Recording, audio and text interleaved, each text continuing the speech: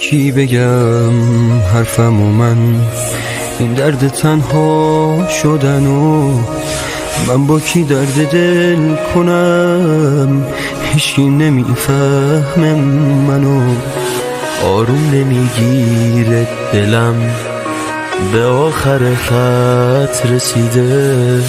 حتی دیگه این گریم دردم و تسکین نمیده.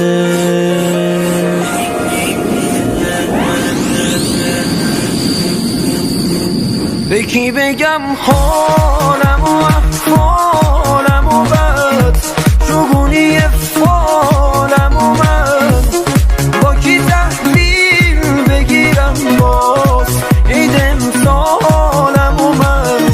به کی بگم خون دلم که پریشون دلم درد تنهایی بسه دیگه نمیتونه دلم.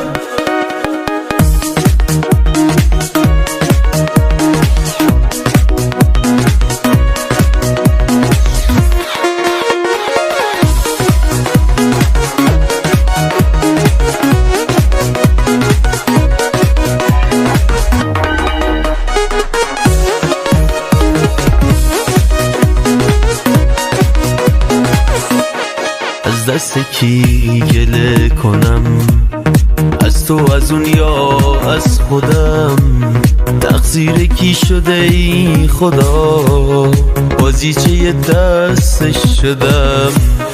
حتی به فکرم نرسید این کارو در حقم کنه، خوشیمو از من بگیره، منو اسیر غم کنه.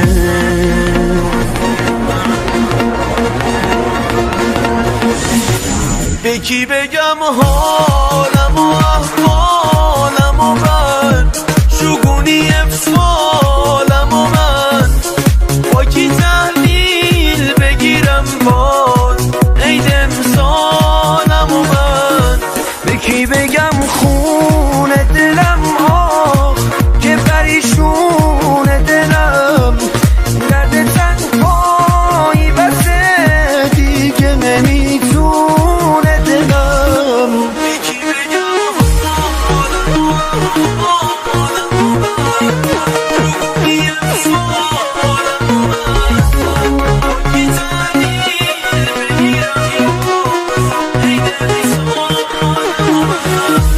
به کی بگم خون